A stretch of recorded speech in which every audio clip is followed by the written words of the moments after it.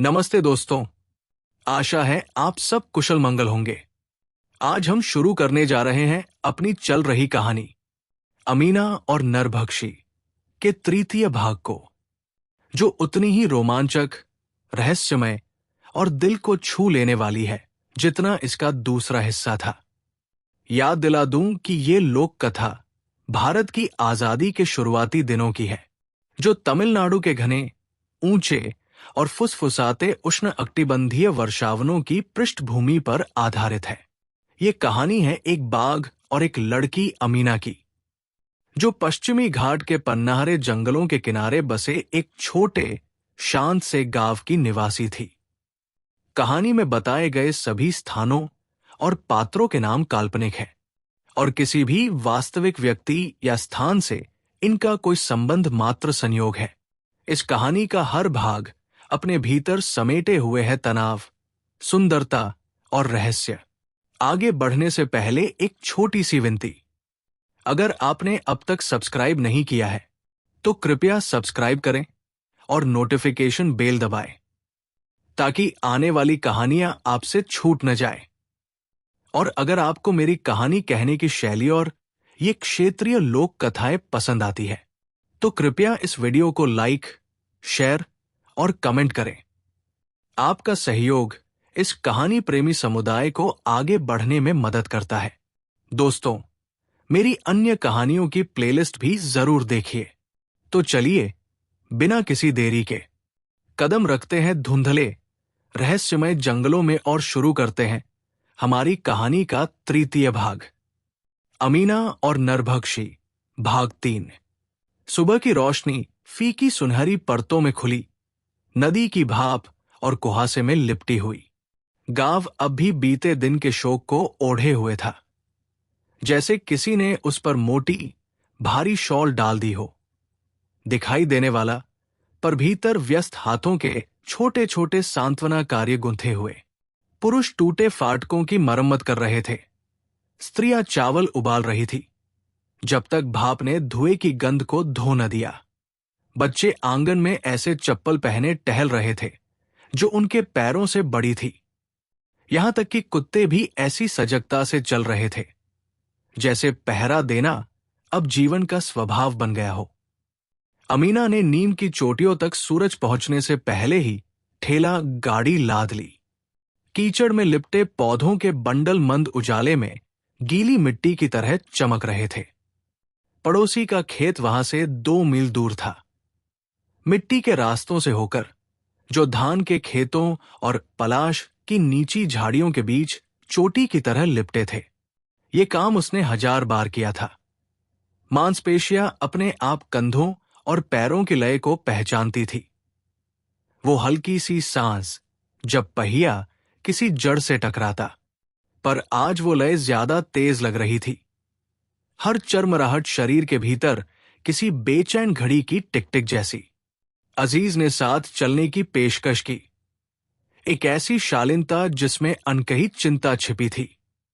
अमीना ने सिर हिलाकर मना कर दिया। सांझ से पहले लौट आऊंगी, उसने कहा, क्योंकि झूठ कभी कभी उस सच्चे डर से कोमल होता है जो पसलियों के पीछे धैर्य से बैठा रहता है। अजीज वही खड़ा रहा। फिर उसने हाथ हिलाया जब तक गाड़ी मोड़ से ओझल न हो गई और जब तक रास्ते ने अमीना को निगल न लिया। जहां खेत संकरे होकर रास्ते को दबाते थे, वहां पगडंडी भी पतली हो गई थी। इमली के पेड़ों के नीचे जमीन पिछले हफ्ते की बारिश से अभी भी नम थी। क्षितिज के पास बादलों का झुरमुट था, जैसे और पानी का वादा। दूर से कुछ आवाजें हवा में बुनी हुई सी आई। नदी की थमी हुई गड़गड़ाहट, कोयल की पुकार, पहिए की कर्कश चरमराहट, और कुछ नहीं।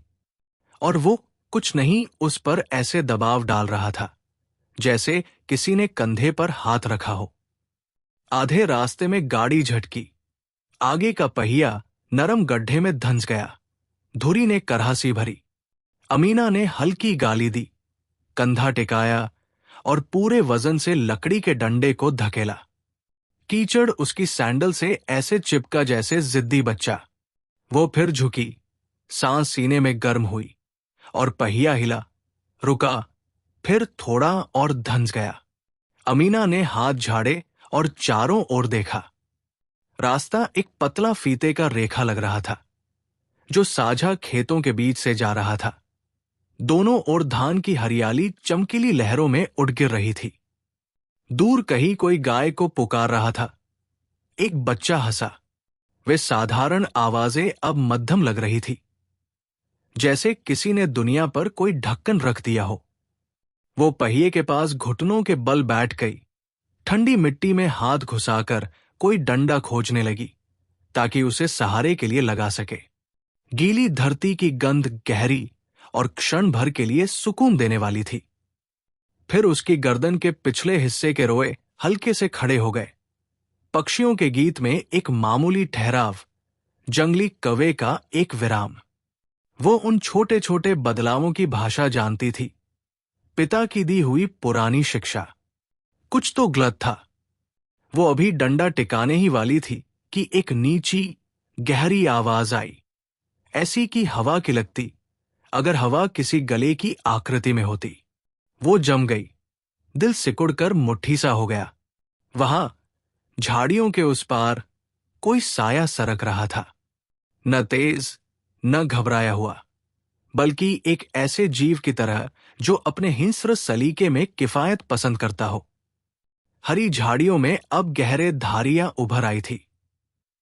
पहली प्रतिक्रिया वैसी ठंडी दहशत नहीं थी जिसकी उसने कल्पना की थी, बल्कि एक अजीब सी स्पष्टता थी, उग्र किंतु स्थिर। बाघ ने वही पगडंडी चुनी थी, वही रास्ता जिससे गांव वाले अपने सामान बाजार ले जाते थे। शायद उसने सीखा था कि इन पगडंडियों पर उसका खाना चलता है, या शायद अब वो निडर हो गया था, जब से उसने मनुष्य का खून चखा और कोई उसे रोक न सका।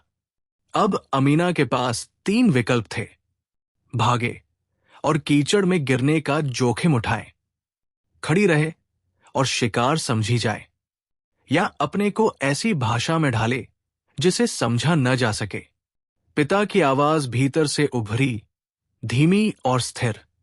लय बदलो, उसे गलत पढ़ने दो। अमीना ने डंडा को और गहरा धंसाया, कराहते हुए। पहिया जरा सा हिला। गाड़ी को निकालना ही था। उसने फिर डंडा पकड़ा और धक्का दिया। जमीन के नीचे से एक धीमी सी गड़गड़ाहट आई। धरती ने जैसे कदम बढ़ाया हो।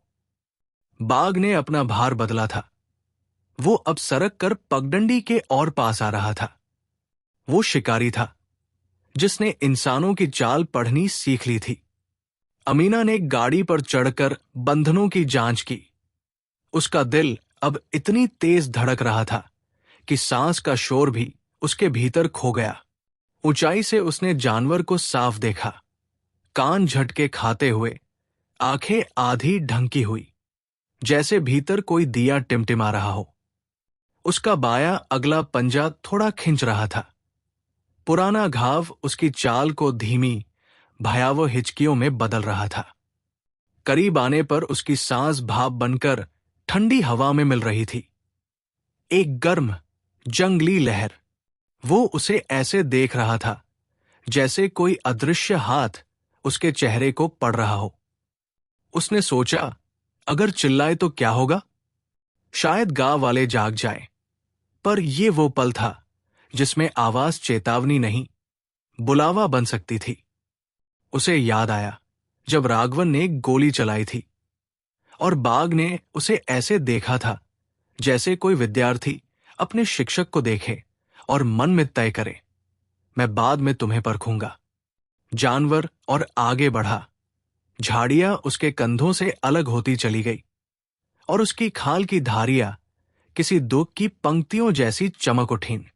अमीना को उस दृश्य पर एक गहरी, असैनिक उदासी छू गई, क्योंकि वो बाघ भयानक होते हुए भी सुंदर था। उस तरह की सुंदरता जो केवल महान, प्राचीन चीजों में होती है, हड्डी और नसों की शिल्पकला। उसकी सांस स्थिर हुई, साहस से नहीं, समझ से। तभी, जैसे संसार ने उसका मजाक उड़ाने की ठानी हो, गाड़ी फिर धंस गई। इस बार और गहरी। धुरी फंस गई। उसके हाथ गीली लकड़ी पर फिसले। वो बेताबी से बुदबुदाई, एक तीखी आवाज जो हवा में फैल गई। धान के खेत में कोई आदमी किसी नाम को पुकार रहा था। दो गलियों पर एक लड़की हंसी। बाघ तनिक झटका। उसकी जिज्ञासा उसके कंधों को खींच रही थी। वो आगे बढ़ा, उतनी चुप्पी में जितनी किसी आदमी के चुंबन की प्रस्तावना में होती है। वही कोमल चुप्पी जो अचानक हिंसा बन सकती है। अमीना के पास बस एक निर्णय का समय था। उसने देखा, दूसरी ओर गहरी खाई के पार एक टूटी हुई भंडार झोम पड़ी। वो उसके पिता की थी। नीचा दरवाजा और भीतर छत पर टंगी पुरानी बंदूक। रास्ता खतरनाक था। खाई की ढलान तेज, बेलों पर फिसलन, और बाघ अगर चौंक गया तो पल भर में फासला मिटा सकता था। पर झोंपड़ी का अर्थ था लकड़ी, रस्सी, तेल, वे साधन जिनसे कोई धोखा या बचाव गढ़ा जा सके। वो अचानक गाड़ी से कूदी, बेढंगे दौड़ में, सीधी नहीं, तिरछी दिशा में, खाई की ओर, जहां एक गिरी बरगद की जड़ बेल की तरह झूल रही थी। कीचड़ उछला, पहिए चीखे। बाघ ने एक कोमल सी, लगभग सराहनीय आवाज निकाली। फिर अमीना ने स्प्रिंग की तरह खुद को उछाल दिया। दुनिया सिमट गई। फेफड़े जलने लगे। कीचड़ उसके पीछे उछलता गया। पसीने की गंध नदी की नमी से घुल गई। उसने झूलती बेल को पकड़ा, झटके से अपने को उछाला। दूसरी ओर की ढलान पर पांव फिसले, पर वो संभल गई। साड़ी का किनारा पिंडलियों से चिपक गया। उसने पांव टिकाकर खुद को ऊपर खींचा। पीछे गड़गड़ाहट हुई। बाघ छलांग लगाकर उसी खाई में उतरा जहां वो क्षण भर पहले थी। पानी और मिट्टी ने विस्फोट सा किया। उसके शरीर से मिट्टी, रक्त और पुराने दर्द की गंध उठ रही थी। क्षण भर के लिए वो मुड़ा, पेशियों के रस्से तंग गए, और अमीना ने उसमें वो बुद्धि देखी जो गांव को परख रही थी। अगर शिकार आसान न हो तो वो व्यर्थ ऊर्जा नहीं गवाता। अमीना ने खुद को कठिन बना लिया था, और यही उसका बचाव था। वो झोंपड़ी तक पहुंची, कंधे से बांस का दरवाजा तोड़ा। एक पल के लिए उसे वहां अपने मरहूम पिता की मौजूदगी महसूस हुई। औजार टंगे, रस्सियां लिपटी, एक डिब्बे में मिट्टी का तेल, और दीवार पर बंदूक। उसने दरवाजे को भीतर से धकेला और टूटी हल्की लकड़ी टिकाकर उसे बंद कर दिया, जैसे किसी ने पृथ्वी को बाहों से रोका हो। बाहर बाघ ने पहली चोट मारी, इतनी ताकत से कि बांस चटक गए, छिलके कमरे में उड़े। झोंपड़ी कांप उठी, एक नन्हा घर जो किसी ग्रह को रोकने की कोशिश कर रहा हो। हर प्रहार उसकी हड्डियों में धड़कन की तरह गूंजा। वो अंधेरे में पीछे हटी और वही किया जो उसके पिता ने सिखाया था। जब साहस अकेला जीवन नहीं बचा सके, तब गिनती करो। गिनो क्या है? मिट्टी का तेल, रस्सी, पतली तार की एक लपेट जो उसके पिता फंदों में इस्तेमाल करते थे, एक पुराना लाल शॉल जिस पर मां की कढ़ाई थी। उसका हाथ बंदूक पर ठहर गया। धातु ठंडी थी, लकड़ी फूलकर भारी, पर वो एक समीकरण थी, जीवन या मृत्यु का। उसने नली की जांच की, सावधानी से। ये वही गणित था जो सांस और संभावना के बीच खिंचा रहता है। उसकी उंगलियां पुराने अभ्यास को याद कर रही थी। धीरे, सटीक, बिना झटके। बाहर बाघ ने फिर प्रहार किया। एक तख्ता टूटा। हवा में मिट्टी, लकड़ी और जानवर की सांस की गंध भर गई। वो पंजों से खरोंचता, कंधे से धक्का देता, जैसे कोई घड़ी साज ताले की परीक्षा करता हो। आवाज, दबाव, दोहराव। अमीना ने पैर जमाए, स्थिति स्थिर की। रस्सी का एक सिरा दरवाजे के कुंडे से बांधा और फंदा बनाया। मारने के लिए नहीं, बहकाने के लिए। अगर दरवाजा खुला तो कुछ बाहर गिरे, शायद एक बोरी या मां का पुराना कपड़ा, ताकि बाघ को लगे कि खाना बाहर है, भीतर नहीं। ज्यादा नहीं था, पर वही सब कुछ था। उसकी पिता की बंदूक अब किसी विरासत की प्रार्थना जैसी थी। झोंपड़ी के बाहर सुबह की सांस धीमी थी। बाघ घूम रहा था, उतना धैर्यवान जितना तूफान। भीतर एक जवान लड़की सुन रही थी, जानवर की चाल, अपनी धड़कन और जीवित चीजों की उस वंशावली को जो केवल एक छोटे हठी नियम के कारण आगे बढ़ती है। मत रुकना। पहली चोट ढोल की तरह लगी। बांस की पट्टियां चटक कर भीतर गिरी, जैसे हड्डियों की वर्षा।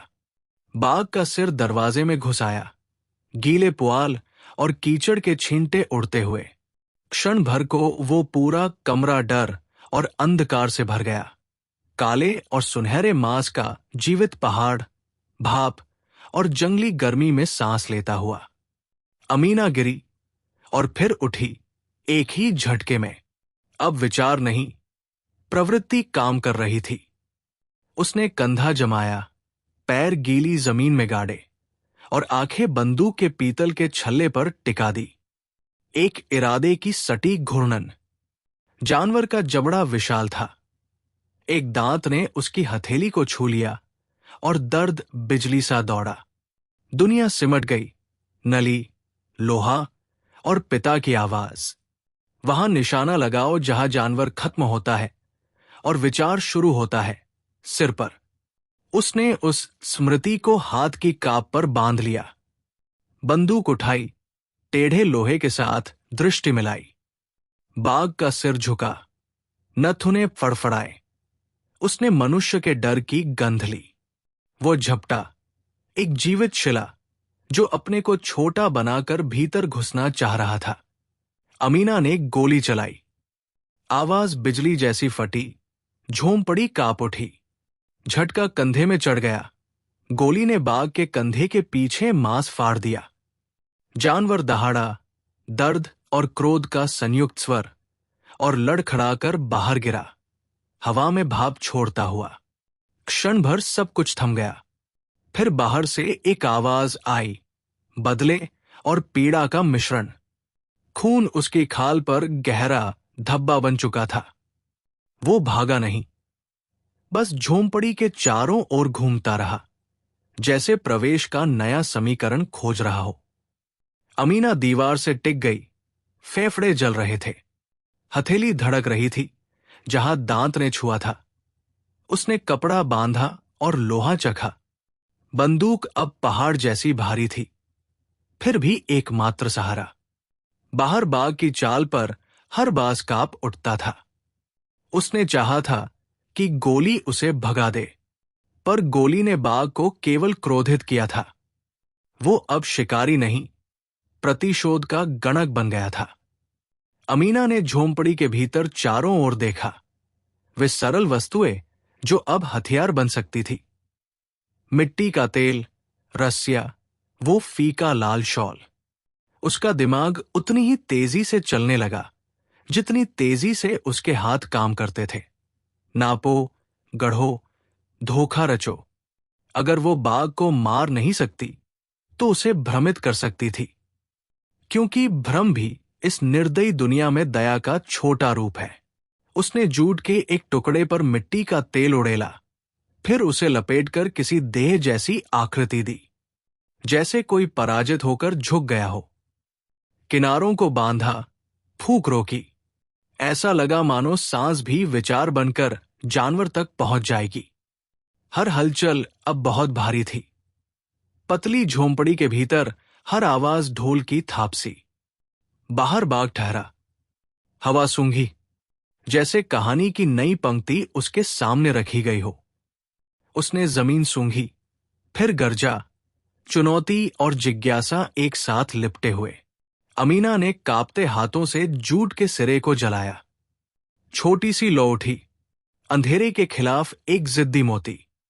उसने उसे दरवाजे के टूटे हिस्से से बाहर फेंका, फिर खुद चूल्हे के पीछे झुक गई। गट्ठर ने तुरंत आग पकड़ी। मिट्टी का तेल उसे लाल कर गया, लपटे झोंपड़ी की दीवारों पर नाच उठीं। छायाएं टूटे हुए पंखों की तरह दीवारों पर झूलने लगी। गर्मी ने दरवाजे को चाटा। बाघ पीछे हटा, सूंघता, पंजे मारता, क्योंकि महान जीव भी अचानक आग से डरते हैं। क्षण भर के लिए वो झोंपड़ी के बाहर ठहर गया। आग और शिकार के बीच फंसा। उसकी गुर्राहट ने बांस की दीवारों को बांध जैसा हिला दिया। वो एक कदम पीछे गया, सिर तिरछा किया, और फिर शायद घायल अभिमान की क्रूरता से कंधे से धड़ाम मारा। लकड़ी टूटी, बाघ भीतर लुढ़क आया, और आग ने कमरे को छोटा सूरज बना दिया। गर्मी ने सांस जलानी शुरू कर दी। उसकी खाल जलते तेल की गंध में बदल गई। वो झटका, झुका और फिर लपटों की ओर झपटा, मानो आग को अपने जबड़े से बुझाना चाहता हो या उस वस्तु को फाड़ देना चाहता हो जिसने उसे जलाया था। अमीना खिड़की की ओर दौड़ी। बंदूक अब पहाड़ जैसी भारी। वो फिर गोली चला सकती थी या आग और धमाके से उसे भगा सकती थी जब तक गांव वाले पहुंचते। उसने दोनों को चुना। 2 बार गोली चली, पर दोनों गोलियां चुक गई। बाघ के सिर पर नहीं लगी, बल्कि उसके कानों के ऊपर से हवा में निकल गई। गोलियां गूंजी, दीवारों से टकराकर बेताब लौ जैसी चीख उठी। बाघ चौंक कर पीछे हटा। इस बार घायल नहीं, बल्कि बहुत विचलित हुआ। ध्वनि और ज्वाला की अचानक लय ने उसके भीतर का गणक तोड़ दिया। वो झटके से मुड़ा और लपटों से लिपटती हुई हवा में छलांग लगाकर बाहर भागा। जैसे ही वो खेत की कीचड़ में गिरा, अमीना ने देखा बाघ के कंधे का घाव अब और गहरा बह रहा था। उसके भीतर से एक सिसकी निकली जो शब्द बनने से पहले मर गई। उसने अपने पिता की दी हुई ज्यामिति का उपयोग किया था, पर फिर भी बाघ का अंत नहीं कर पाई थी। वो दैत्य अब और चालाक हो गया था। दर्द ने उसे नया मस्तिष्क दे दिया था। जानवर सरकता हुआ सरकंडों में खो गया, पीछे कुचले हुए घास और धुएं की लकीर छोड़ता हुआ।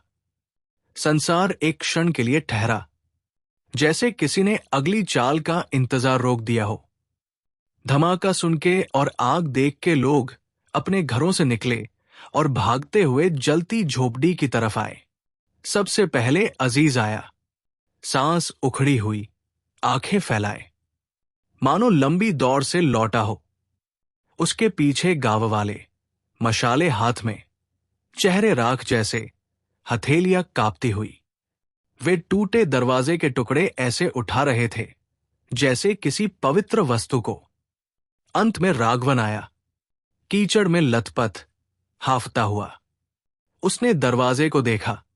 एक ही क्षण में चमत्कार और नरसंहार दोनों देख लेने वाले आदमी की तरह वो पास की चट्टान पर बैठ गया, आंखों पर उंगलियां रखी। धीरे से पूछा, बाघ कहाँ है? अमीना मिट्टी के फर्श पर बैठी रही। दुनिया फिर आकार ले रही थी। मुंह में लोहे का स्वाद, कंधे में दर्द और कलाई में एक जिद्दी धड़कन। जीवन का छोटा ढोल। घायल है, उसने कहा, पर गया नहीं। राघवन ने बंदूक की लकड़ी पर हाथ रखा, जैसे प्रतिध्वनि को महसूस कर रहा हो। हमें बहुत ज्यादा तैयारी करना होगा, उसने कहा। मजबूत जाल, बेहतर चाल। अमीना ने बाहर देखा। धूप अब बांसों के बीच छन रही थी। दरवाजे की देहरी पर रक्त की पतली रेखा थी और आंगन में जले हुए जूट की राख। उसने भीतर एक ऐसी निस्तब्धता महसूस की जैसे घंटी बजने के बाद जो भारी प्रतिध्वनि रह जाती है, स्पष्ट पर स्थिर। वो धीरे से उठी, बाहर आई। धूप और कीचड़ से भरे नए उजले सुबह में पदचिन्ह सरकंडों तक जाते थे और फिर उस अंधेरे में समा जाते जहां मनुष्य नहीं जाता जब तक वो निगले जाने की इच्छा न रखे। इस घटना ने गांव को मोड़ा था, तोड़ा नहीं। और अमीना ने 2 बातें सीखी थी जो अब लोहा बन जाएंगी। कि बाघ आग या एक गोली से नहीं रुकेगा, और पिता की शिक्षाएं बस शुरुआत थी। अब उसे ऐसे जाल चाहिए जो उसके शरीर के साथ उसके मस्तिष्क को भी बांध ले। उसे साथियों की जरूरत होगी, इस्पात की, और ऐसी योजना की जो बाघ की चतुराई को उसी के विरुद्ध मोड़ दे। वो रस्सी हाथ में लेकर साड़ी पर कीचड़ सहेजे, चेहरे पर नई दृढ़ता के साथ अपनी झोंपड़ी की ओर लौटी। आंगन में कुल्हाड़ी पड़ी थी, जैसे कोई संभावित भविष्य। वो कम सोएगी, अधिक सोचेगी, और उस जानवर की धीरज को समझने की कोशिश करेगी जो अब मनुष्यों का शिकारी बन चुका था। अब वो तैयारी शुरू करेगी, और सरकंडों के उस पार एक धारीदार साया हिला, प्रश्न की तरह, और फिर गायब हो गया। बाघ जीवित था, सीख रहा था और देख रहा था। गांव ने अपनी चोटों को छोटे व्यावहारिक तरीकों से सिलना शुरू कर दिया। आदमी दरवाजों में टुकड़े हथौड़े से ठोक कर वापस लगा देते। किसी ने गोदाम के ऊपर धातु की चादरें ठोंक दी ताकि एक ढाल बन सके। पहरे लंबे और बेरहम हो गए। आंखों के किनारे लालपन और एक शांत क्रोध बैठ गया। बाघ के पंजों के निशान कीचड़ में ऐसे घर घर कर लिखे हुए थे, जैसे कोई कर्सिव लिपि जिसे कोई पढ़ना न चाहे। और हर बार जब गांव वाले इसका मतलब समझने की कोशिश करते, खेतों के जानवर वैसे ही मौन हो जाते जैसे वे भी वही कहानी सुन रहे हों। अमीना के लिए रातें उस पर रेत की एक पतली पट्टी बनकर रह गई थी। ऐसा लगता जिस पर वो एक नंगे पैर और एक जूता पहने चलती थी। हर कदम उस पुराने ज्ञान और एक भयानक वर्तमान जीवित रहने की तर्कशीलता के बीच संतुलन बनाता। अब वो अलग चलती थी, चौंकने में धीमी, उन छोटी चीजों के बारे में ज्यादा सोचती जो किसी जानवर की धारणा को गुमराह कर सकती थी। उसने झोपड़ी में पड़े अपने मरहूम पिता की राइफल और उसके दरवाजे से बाघ को भगाने वाली आग से एक बात सीखी थी। बिना सोच के हथियार मनुष्यों को लाश बनाते हैं, और बिना योजना की आग तमाशा है। अपने झोपड़ी पर हुए हमले के बाद वो छोटी छोटी झपकियों में सोती और अचानक उठकर मानवीय सांस के अलावा किसी अन्य सांस को सुनने के लिए कान लगाती। उसने बाघ के संभावित मार्गों का नक्शा अपने मन में खींच लिया था, जैसे कोई घर की रेखाएं खींच रहा हो। नदी की मोड़, नमक के मैदान, मिल के पास पुराना बांध, अपने पिता की झोपड़ी के पीछे के टूटी फूटी झाड़ियां, ये बाघ की चालें थी। और वो अगर उस पैटर्न को पढ़ना जान ले तो ये एक फायदा बन सकता था। अगली सुबह अमीना भोर से पहले उठी और राघवन के साथ झाड़ियों की ओर चली। वे नई अवरोधों के पास से गुजरे, नुकीले खूंटे और नीची रस्सी की एक परिक्रमा जो रोकने के लिए नहीं, चेतावनी के लिए रखी गई थी। रेंजर के हाथ में नई केबल के कुंडल थे, और उसके चेहरे पर ऐसे फैसलों के निशान थे जैसे शायद वो बाघ पछताएगा। वे अधिक बोले नहीं, शब्द नक्शों से भारी थे। कभी कभी नक्शे ही काफी होते हैं। अमीना ने उसे वे जगह दिखाई जहां उसने देखा था कि बाघ हिचकिचाता है। उसने झुककर हर गड्ढे को देखा, एक उंगली से पंजे के गीले किनारे को छूकर उसकी गहराई को किसी कष्ट की माप की तरह नापा। तुम सोचती हो उसका टांग घायल है, उसने शुरू किया। हां, वो बोली, वो लंगड़ा है, पर ये एक चालाक लंगड़ाहट है। वो जब तेज भागना चाहे तो छिपा लेता है। वो हमारी हदें परख रहा है। उसने जान लिया है कि वो बिना कीमत चुकाए क्या ले सकता है। राघवन धीरे से सिर हिलाया। तो तुम प्रस्ताव रखती हो कि हम उसे ऐसी कीमत दें जो वो सहन न कर सके? अमीना के होंठ सख्त हो गए। मेरा प्रस्ताव है कि हम उसे गलत विकल्प चुनवाएं। उस दिन उसने झोपड़ी और पास के भंडार को उपयोगी चीजों के लिए खंगाला।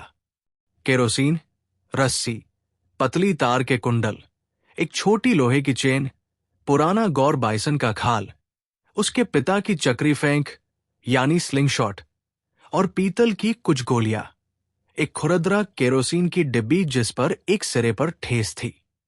इन सामानों की सूची जैसे जीवित रहने की एक छोटी भाषा पढ़ती थी। उसने हर वस्तु को उसकी असल पहचान से ज्यादा उस जगह के रूप में सोचा जो वो संभावनाओं के लिए खोल सकती थी। शाम तक उनकी एक योजना बनी हुई थी। ये कोई बढ़-चढ़ कर वीरतापूर्ण योजना नहीं थी। ये छोटे क्रूर आचरणों और उधार ली गई चालाकी का हिसाब किताब थी। इस बार चारा ज्यादा मजबूत और चालाक होगा। वो घबराए हुए बछड़े जैसा नर्वस चारा नहीं होगा जिसे बांध दिया गया और वो चारा घबरा गया था, बल्कि एक टूटे हुए शरीर की राक्षसी गंध होगी, कुछ पुरानी मौत की गंध जो बाघ को उस जगह पर बहकाए जहां साधारण ज्यामिति काम करे। गड्ढे, वजन, रस्सियां और मानवीय दिमाग।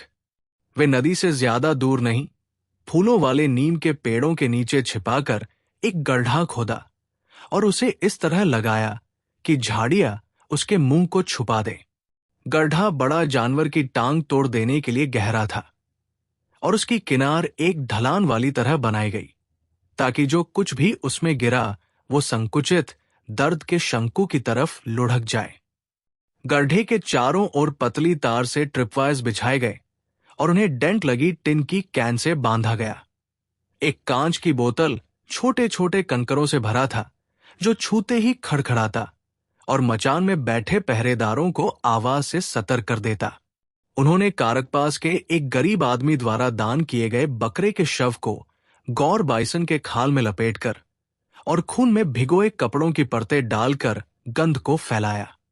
असली चारे पर गांव वाले के एक शॉल को भी लपेट दिया गया ताकि मानवीय उपस्थिति का भी आभास हो।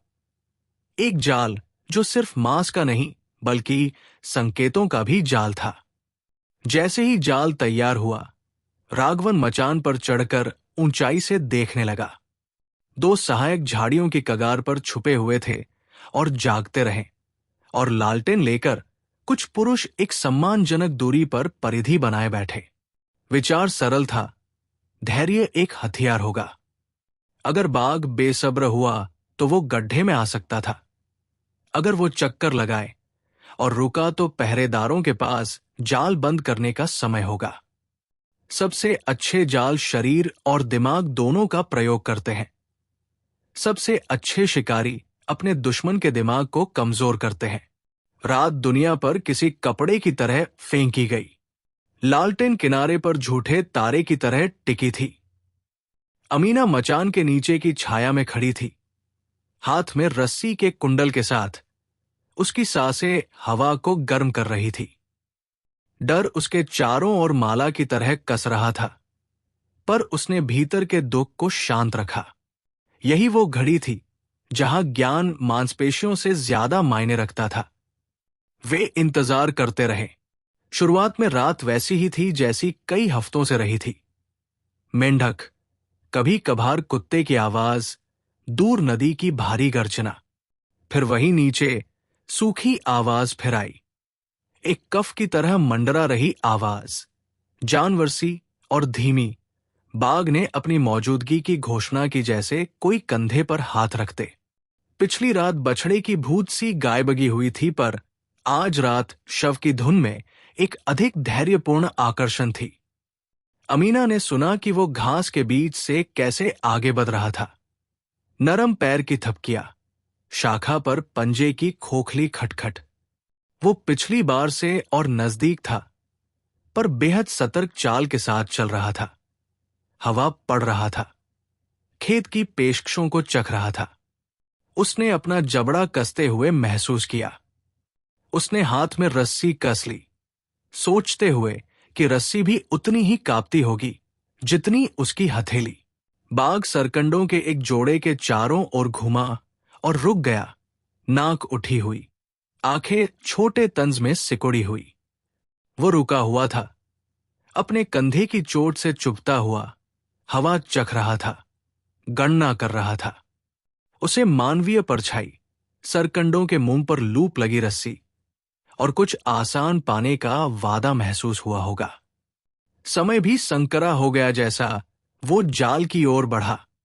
उसने एक राजा की तरह छिपे जाल में कदम रखा।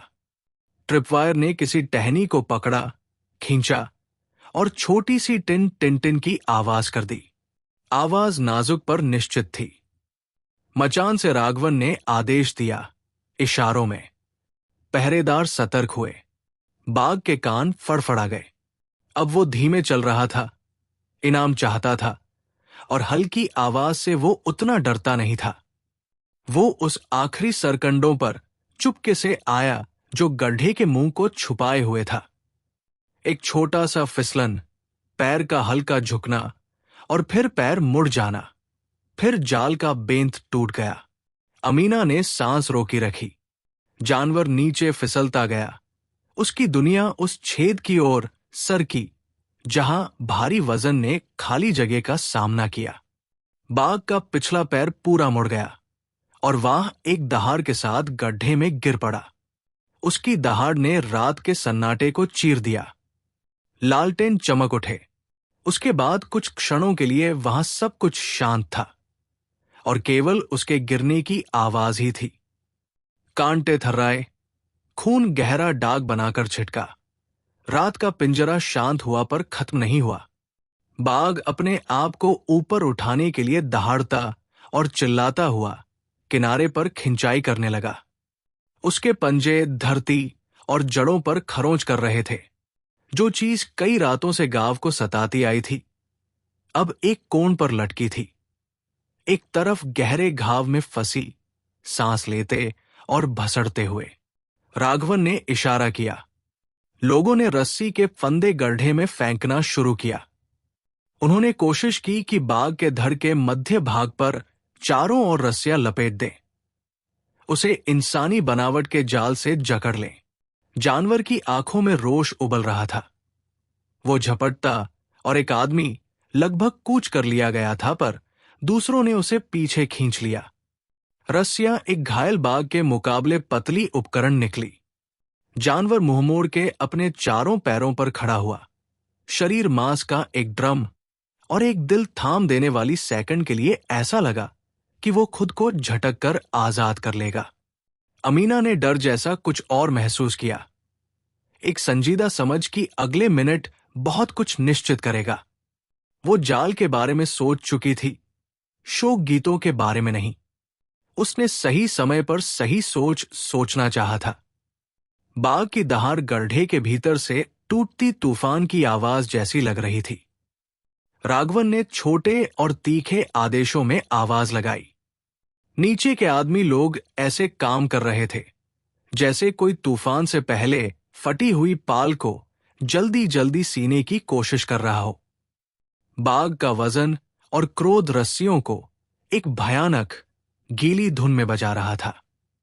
फिर सांस जितनी तेज, जानवर ने जोर लगाया और अचानक एक झपटा मारा। एक रस्सी टूट गई। राघवन का एक सहायक, नौजवान और पतला, को गड्ढे के कगार से जोर से टकराकर उछाल दिया गया। उस आदमी की चीख रात को चीर गई। बाकी लोगों ने खींचा, अपने साथी को बचाने की कोशिश की, पर उस तात्कालिक भगदड़ में बाघ ने अपनी संवेग का लाभ उठाकर छलांग लगाई। एक कठोर, गर्जन करती छलांग, बाहर की तरफ, उन रस्सियों को तोड़ते हुए जो उसे बांध रही थी।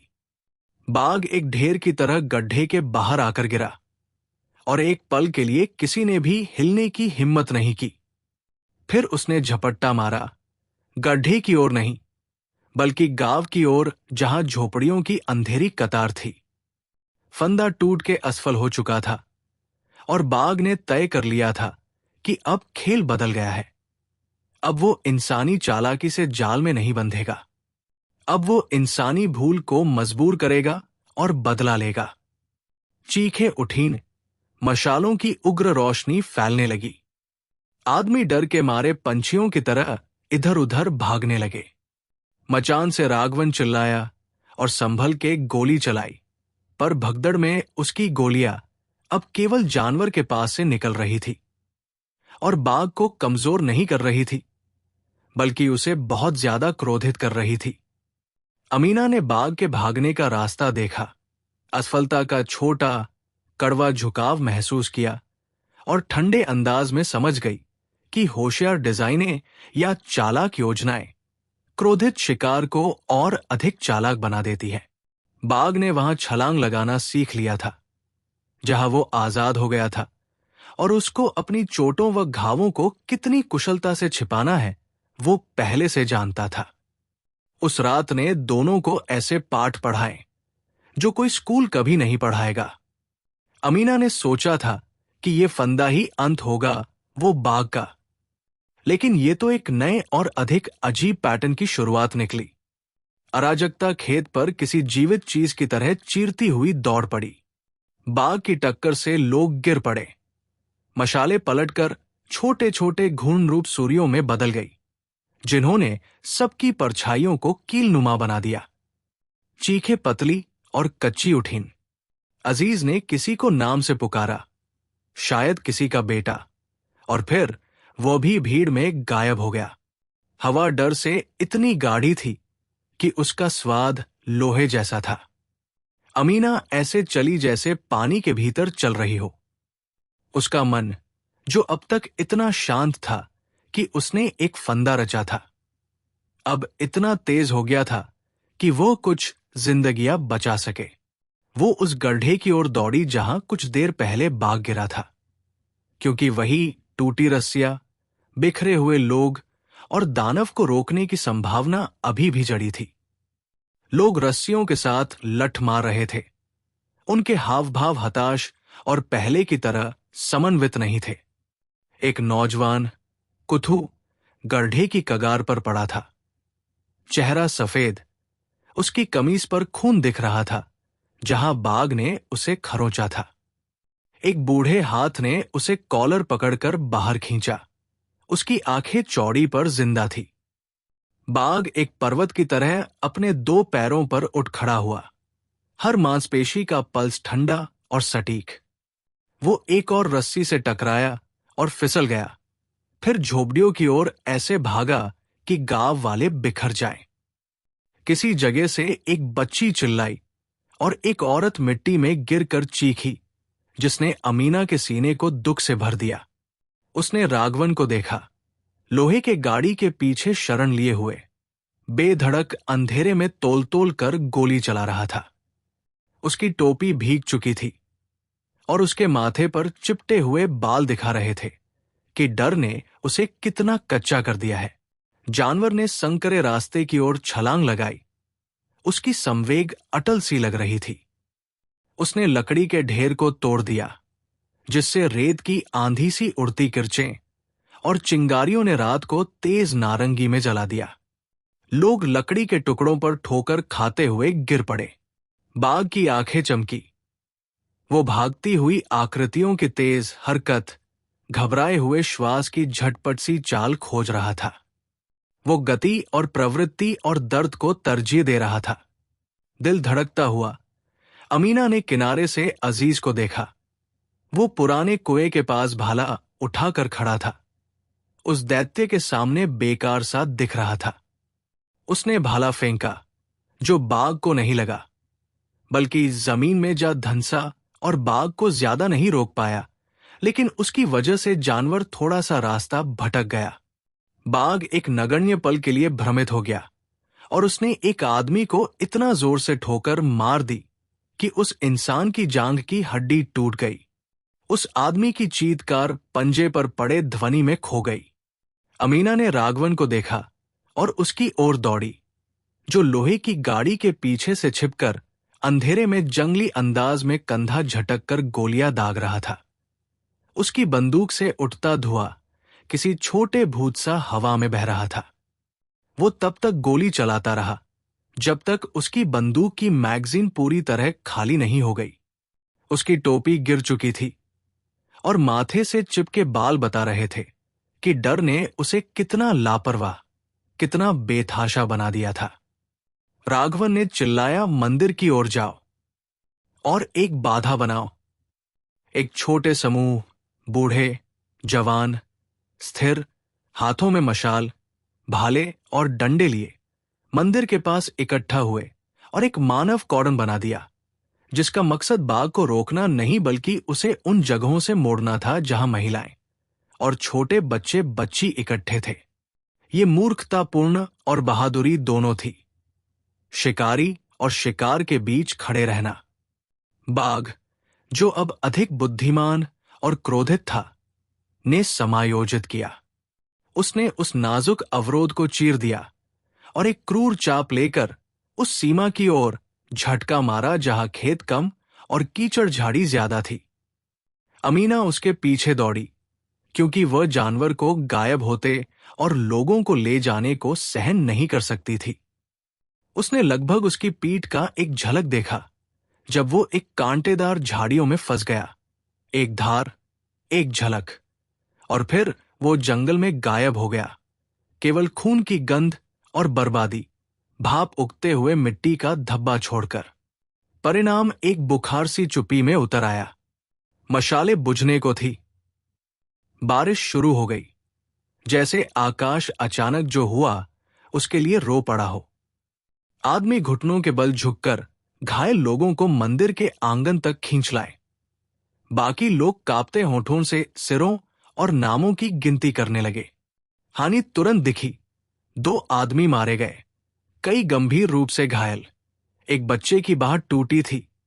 एक बूढ़ी औरत की टांग बुरी तरह कुचली गई थी। गांव कांप उठा, जैसे कोई नाव डगमगा गई हो। राघवन एक नीची चट्टान पर बैठा था, सिर अपने हाथों में दबा हुआ। उसकी वर्दी कीचड़ से सनी और फटी हुई थी। हम ऐसे लड़ नहीं सकते, उसने आखिरकार कहा। आवाज पतली हो गई।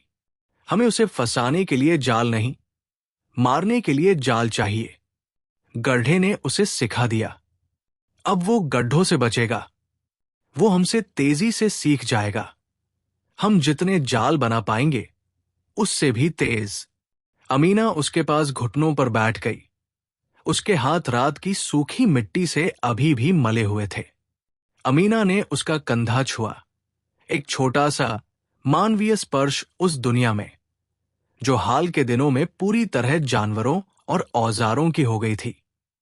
हम उससे ज्यादा तेजी से सीखेंगे, उसने कहा। ये एक वचन से ज्यादा एक दावा था। गांव वालों ने मृतकों को बरगद के पास इकट्ठा कर लिया था और घायल लोगों को खटिया पे लेटाया। दोनों इमाम और पंडित सुबह आए और दोनों ने अपने अपने धर्म के अनुसार अंतिम संस्कार और रस्में निभाई, बस थोड़ी दूरी पर। अंतिम संस्कार एक लंबी, ठहरी हुई विलाप की तरह था। पुरुष अपने चेहरे थाम कर धीरे बोल रहे थे और कुछ दूरी पर महिलाएं धीमे से विलाप कर रही थी। गांव छोटा महसूस कर रहा था। उसकी सीमाएं नुकसान से चरचरी हो गई थी। सूरज उगा और बाघ के पदचिन्ह गहरी जंगल की ओर बढ़ गए, जहां पेड़ घने थे और जंगल ने अपनी काली उंगलियां जैसी छाया फैला रखी थी।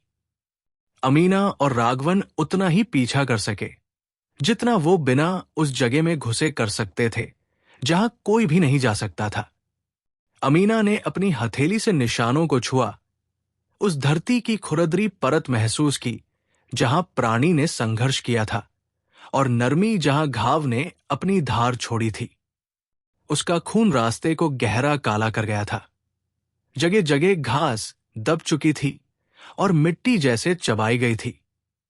बाघ ने सचमुच गड्ढे से सीखा था।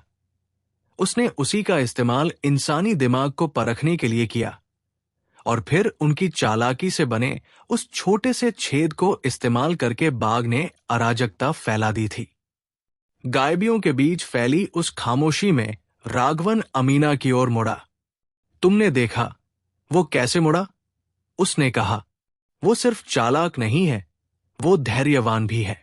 वो हमारी उम्मीद को हमारे ही खिलाफ इस्तेमाल करना सीख गया है।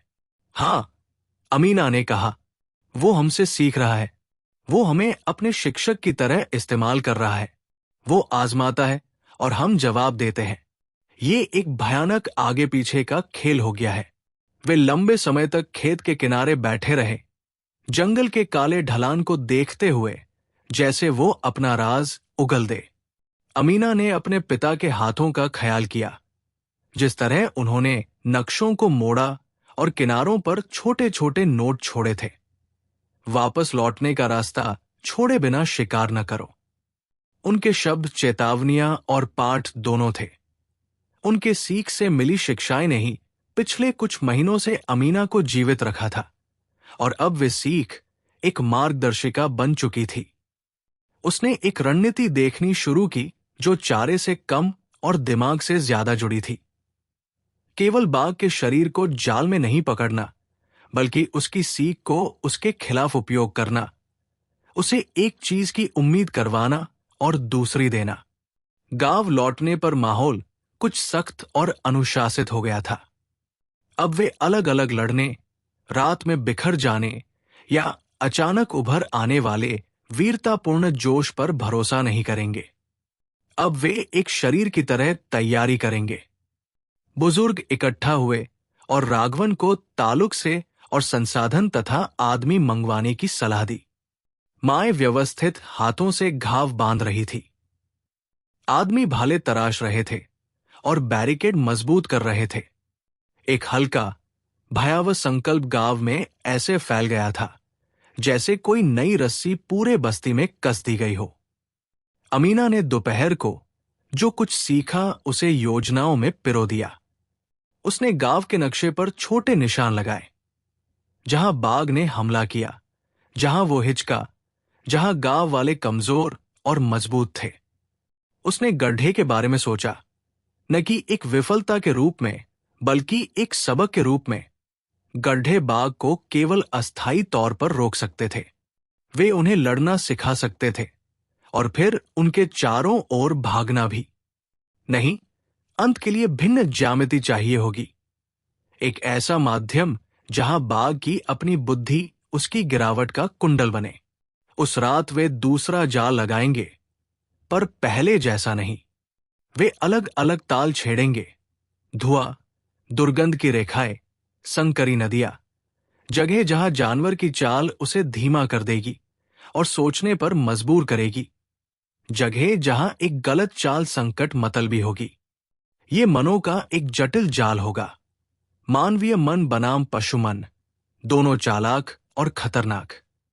जब गांव वाले छोटी छोटी चौकस पहरियों में सोए हुए थे, अमीना अपनी झोपड़ी के बाहर बैठी अंधकार को देख रही थी, जिसने 2 आदमी और कई भ्रम निगल लिए थे।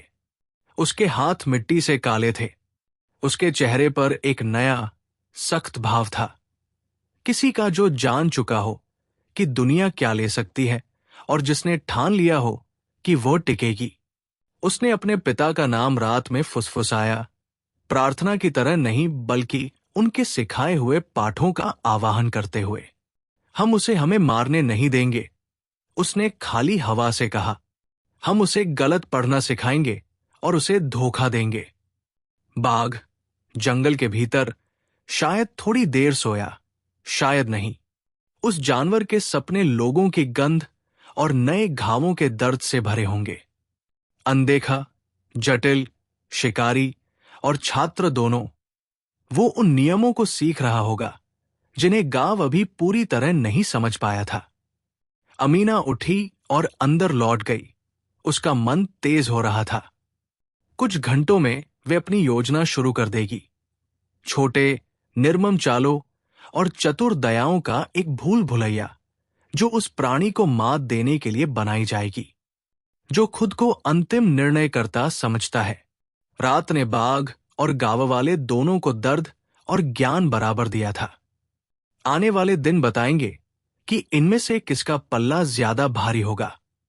दोस्तों, आज हमने अपनी चल रही कहानी अमीना और नरभक्षी का 3रा भाग पूरा कर लिया है। दोस्तों, अगर ऑडियो में कहीं कोई कमी रह गई हो तो उसके लिए आप मुझे क्षमा करें और मैं आपसे निवेदन करता हूं कि आप उसे नजरअंदाज करें। मैं लगातार ऑडियो को बेहतर बनाने की कोशिश कर रहा हूं। अगर आपको यह कहानी पसंद आई हो तो कृपया इस वीडियो को लाइक करें, कमेंट करें और अपने परिवार व दोस्तों के साथ शेयर करें। साथ ही मेरे चैनल को सब्सक्राइब करें और नोटिफिकेशन बेल जरूर दबाएं ताकि आप मेरी अगली कहानी सबसे पहले देख सकें। दोस्तों, मेरी अन्य कहानियों की प्लेलिस्ट भी जरूर देखिए।